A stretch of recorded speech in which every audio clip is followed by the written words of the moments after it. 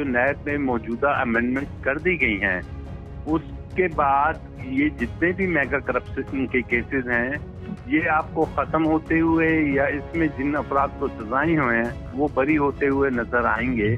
Means के जिस तरह का केस था उसी हिसाब से अमेंडमेंट की गई ताकि फायदा मिल सके। एग्जैक्टली इन्होंने ऐसी तरमीम कर दी कि अब लाइन से आगे वाले बॉल को उन्होंने कहा ये नो बॉल नहीं होगा, ये यस बॉल होगा। कल डार साहब वापस आ गए इसी कानून का ज़हन में रखते हुए कि जनाब अब तो कानून को हमने चेंज कर दिया है। मरीम बीबी आज बरी हो गई और आई एम 100% श्योर कि इस मौजूदा कानून के होते हुए जो अमेंडमेंट्स आई हैं, मियां नवाज शरीफ पे भी किसी किस्म का केस साबित होता हुआ नजर नहीं आ रहा। मेरे ख्याल में तो नैब के इदारे को ही बंद कर देना चाहिए, क्योंकि इदारे हैं इस मुल्क के, उनके अफसरान भी वही बड़े शामिल है। दिन भरों के लिए कानून अलग है और गरीब के लिए अलग है। हाँ, एग्जैक्टली। अस्सलामुअलैकुम, सियासत.पी की आप देख रहे हैं, जमाल अहमद आपके साथ हूँ। बड़ी अहम डेवलपमेंट हुई है आज। बड़ा अहम केस था। मरियम नवाज साहिबा और उनके शोहर को एहतसाब अदालत की जानिब से जो सजाएं दी गई थी, इस्लामाबाद हाई कोर्ट ने कलअदम करार देकर बरी कर दिया है। राजा आमिर अब्बास साहब हमारे साथ मौजूद हैं, सीनियर कानूनदान हैं, नैब के डिप्टी प्रोसिक्यूटर भी रह चुके हैं। सर, तासुर यही जा रहा है कि नैब अपना केस साबित नहीं कर सका। क्या वजूहात लगती हैं आपको इस सारे मामले की, जो बरी किया गया इस मामले की? देखिए, तासुर तो ये कतई नहीं जा रहा कि नैब अपना केस नहीं साबित कर सकी। तासुर बल्कि और कानूनी तौर पे ये है कि जो नैब में मौजूदा अमेंडमेंट्स कर दी गई हैं, उसके बाद ये जितने भी मेगा करप्शन के केसेस हैं, ये आपको खत्म होते हुए या इसमें जिन अफराद को सजाएं हुए हैं वो बरी होते हुए नजर आएंगे, क्योंकि कानून को मुकम्मल तौर पे इस तरीके से रीशेप कर दिया गया है।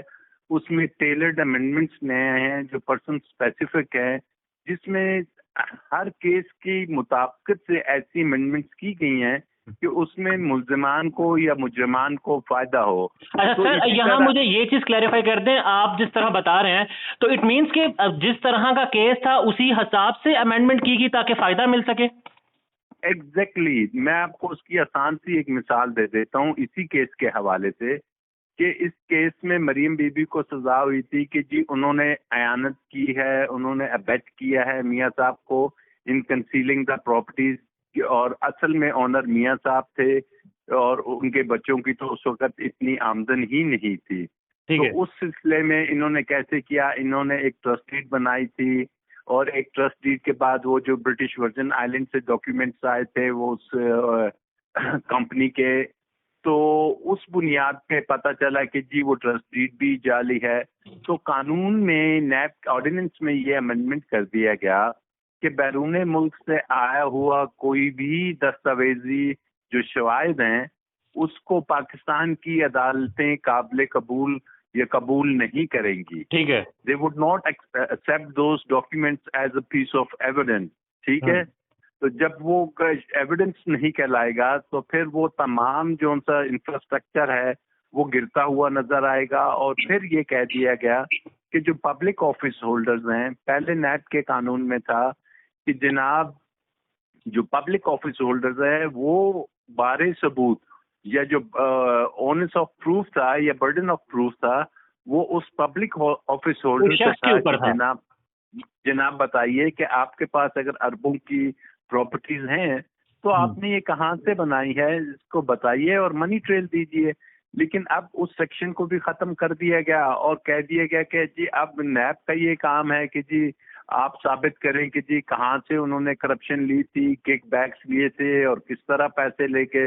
उन्होंने तो एक कतरी खत दे दिया था कि जनाब ये है वो कतरी खत जहाँ से पैसा आया था। तो ऐसी सिचुएशन में एक अवाम को आसान तरीके से जो बताना हो कि शायद उन्हें ये समझ ना आए कि बर्डन ऑफ प्रूफ क्या होता है, कि अगर क्रिकेट में आप देखें कि जी जो नो बॉल होता है, लाइन से आगे पाँव गया तो नो बॉल, उसकी सजा है। लेकिन इन्होंने ऐसी तरमीम कर दी कि अब लाइन से आगे वाले बॉल को उन्होंने कहा ये नो बॉल नहीं होगा, ये यस बॉल होगा। तो जब इस किस्म के बेसिक स्ट्रक्चर ही चेंज कर दिया जाए तो फिर वो कहते हैं ना कि कानून वो एक मकड़ी के जाले की तरह होता है कि जिसमें एक ताकतवर तो निकल जाता है और गरीब जो फ्रेजाइल होता है वो। आमिर साहब, यहाँ मुझे एक चीज क्लेरिफाई कर दें प्लीज, के कतरी खत को कहीं ठीक माना गया है आज? कतरी खत को इनसे पहले ही उठा के डस्टबिन में डाल दिया गया था और मियां साहब से आसान सा सवाल ये पूछा गया था कि आप बताइए कि बच्चे जो 93, 94 में कम उम्र थे, तो वो उनकी सोर्स ऑफ इनकम तो नहीं थी, या तो उनकी सोर्स ऑफ इनकम बताई जाए या ये बताया जाए कि जनाब ये पैसा कहाँ से आया, तो उसका उन्होंने सबूत देना था और मनी ट्रेल देना था, जो कि पूरे केस में नहीं दिया गया। और इसी वजह से एहतसाब अदालत ने सजा दी, इसी वजह से सजा हुई, लेकिन कानून में फिर तरमीम हो गई। कल डार साहब वापस आ गए इसी कानून का ज़हन में रखते हुए कि जनाब अब तो कानून को हमने चेंज कर दिया है। मरीम बीबी आज बरी हो गई और आई एम 100% श्योर कि इस मौजूदा कानून के होते हुए जो अमेंडमेंट्स आई हैं, मियां नवाज शरीफ पे भी किसी किस्म का केस साबित होता हुआ नजर नहीं आ रहा, और वो भी इस तरह बरी हो जाएंगे केसेस से और वापिस आ जाएंगे पाकिस्तान। जी बिल्कुल, बरी भी हो जाएंगे और वापस, जैसे आपने देखा कि सागदार वजीर आजम के जहाज में आए तो वो भी आ जाएंगे।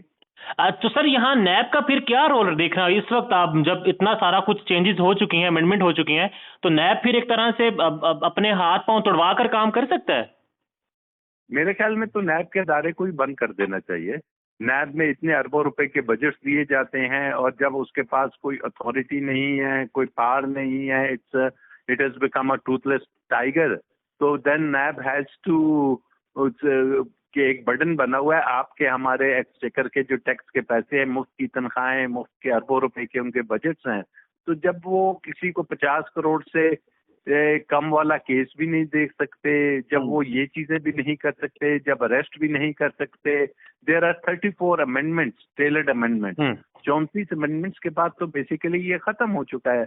नैब पहले भी बहरहाल कुछ नहीं कर रहा था और उसकी कोशिश यही थी कि किसी तरीके से ये केसेस को में लूप होल्स रह जाएं, उनकी प्रोसिक्यूशन वीक थी, इन्वेस्टिगेशन वीक थी। ये तो जेआईटी ने जो सी थी तफ्तीश की थी, अदरवाइज नैब ने कानून के होते हुए भी कोई खातर खा। ठीक है सर, यहाँ ये बता दें, रियासत पाकिस्तान ने पनामा का करप्शन जो केस है वो बनाया था, फिर इल्जामात की तहकीकात, सबूत वगैरह शवाहिद फराम किए गए थे, तो आज इस्लामाबाद हाई कोर्ट ने उन तमाम सबूत और इल्जामात को गलत साबित किया है और बरी कर दिया है।